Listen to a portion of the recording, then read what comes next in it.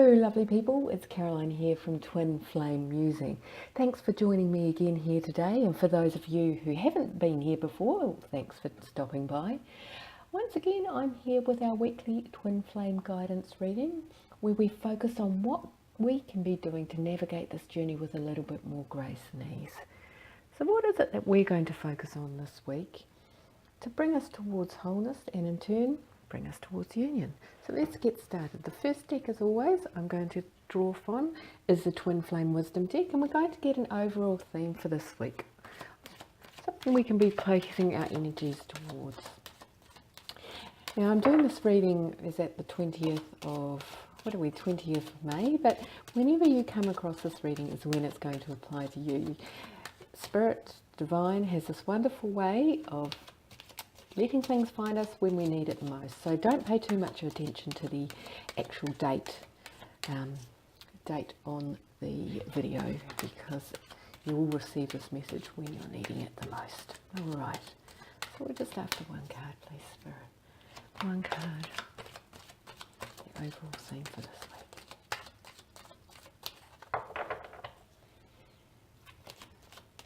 I don't know about you guys, but the recent full moon in Scorpio was a bit of a doozy.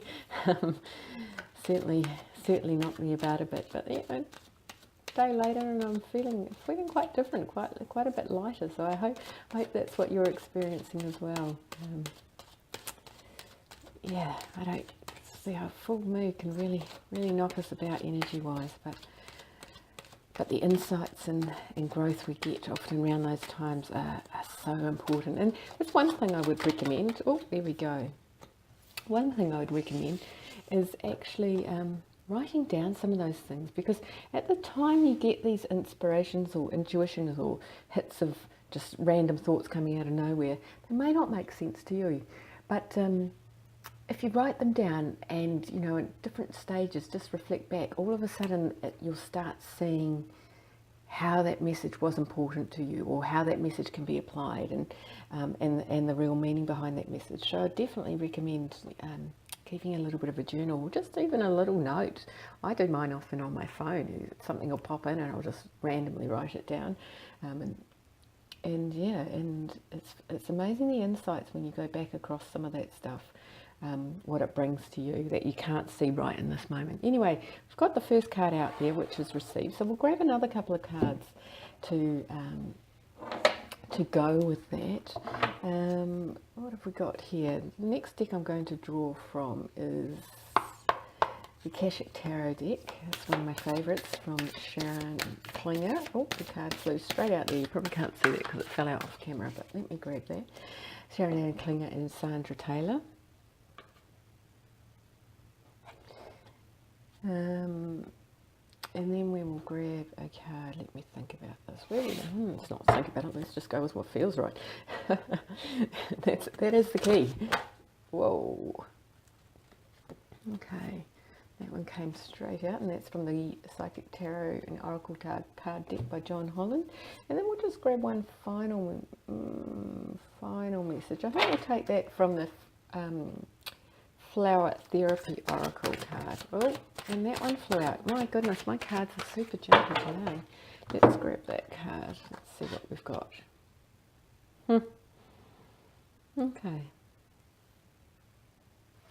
So the first card that come out that we pulled out here is opening yourself to receiving as a generous gift to another, allowing their expression of love and gratitude while welcoming the universe's support.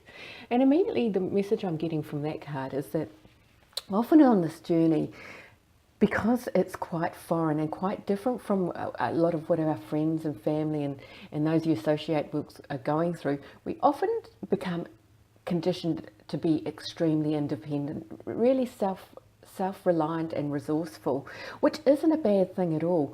But we've also got to be mindful, however, that in our independence and in our strength and our self-sufficiency, that, you know, people will be entering our lives and people will be bringing us things, gifts, and by gifts I mean all sorts of things. It might be an offer to assist you with something. It might be you know, someone wanting to shout you dinner. It might be someone who wants to help you do a really nasty chore. I don't know. It could be anything. And so often when we're standing in our independence and when we're standing in our own strength, so to speak, we can bat those things off. We can go, oh no, don't worry about that. You know, I've got it, whatever. But what I suggest to you to do today is just sit and think about those moments and actually think, if you were the person offering that gift, how would you feel? Where would you be coming from? Now, I don't know about you, but when I offer someone something, no matter how unusual they think it is or how menial the task might be that I'm offering to help with, I'm actually coming from a place of really wanting to help that person and knowing that I'm offering them a gift and offering them a part of myself. And if someone was to say, downplay it or say to me, nah, don't worry about it, this actually borders on the realm of a little bit offensive, because it's like me turning up to a birthday party with this beautifully wrapped gift and then the birthday person going, yeah, nah, don't worry about it, don't need a gift, not interested. And just think about that for a moment. I think sometimes we do get too caught up in our independence sometimes, and we end up rejecting things and people that really are there from the goodness of their heart. And we all need to be surrounded with people who are there for our highest good and for their highest good. And we need to be opening to accepting these gifts.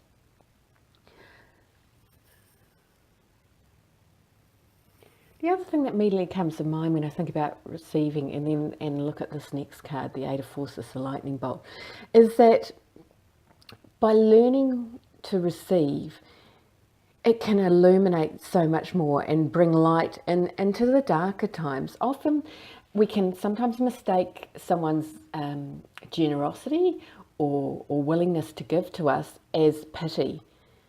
And that's not the case at all. You know, pity is often seen as such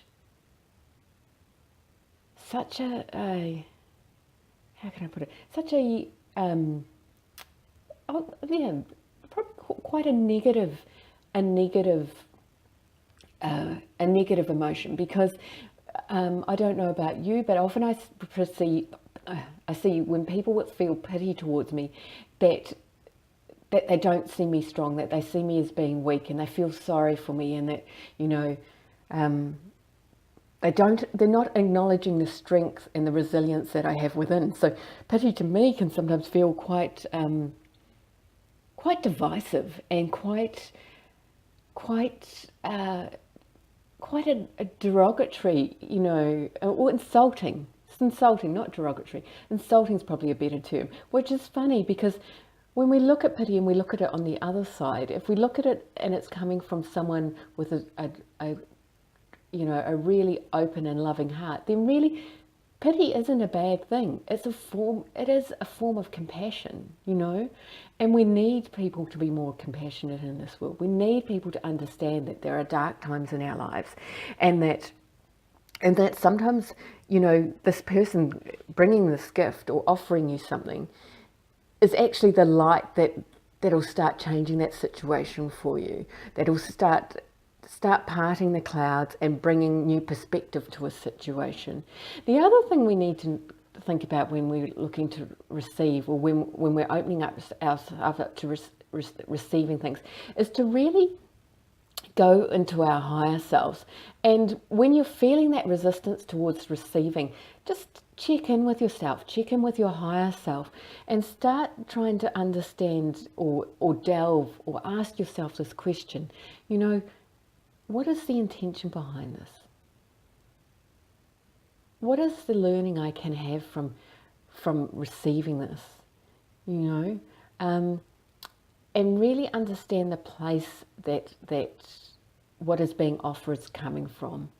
Because then you can make a be discerning. You can make a decision based on what is in your heart and what is in your higher self and higher knowledge, and you can decide then from a really open and expansive place as to whether you will accept this gift or whether you choose to let it move by you.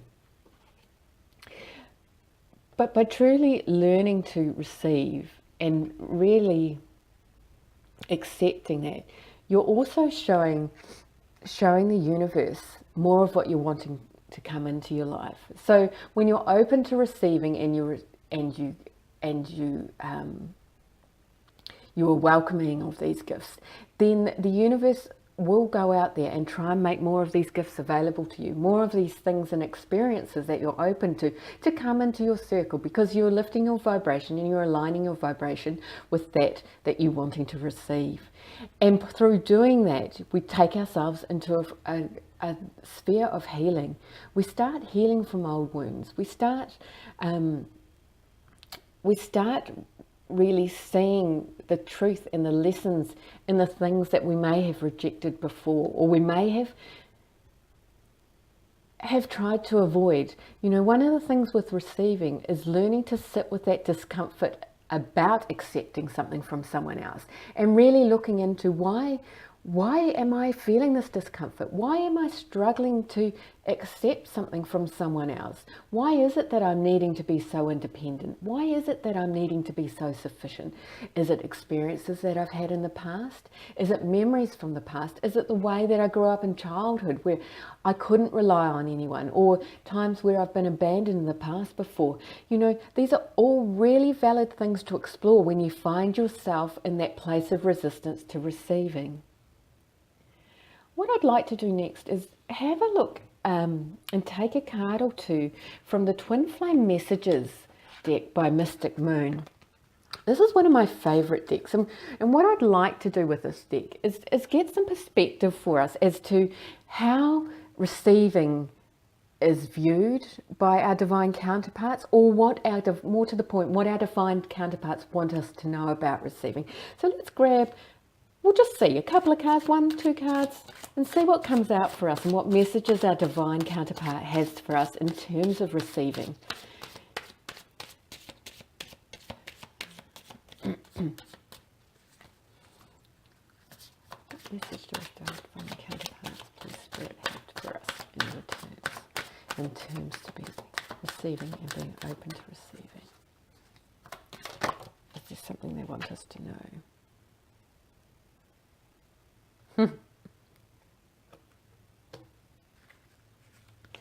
Okay, that's a beautiful card.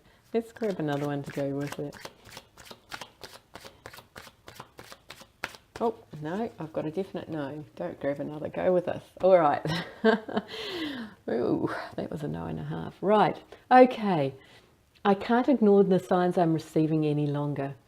What this is saying to me here, and what I'm feeling with this card, is that by us opening ourselves up and to the channels of receiving and acceptance,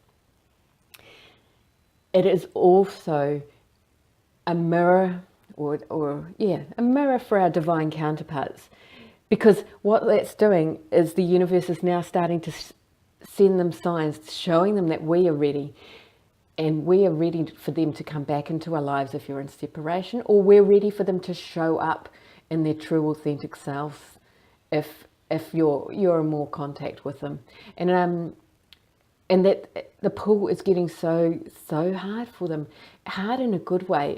It's getting so strong and magnetic that things that they previously thought were just, you know, coincidences, which we know there are no coincidences when we're on this journey to wholeness, but things that they would have written off in the past as coincidence, they now are starting to understand that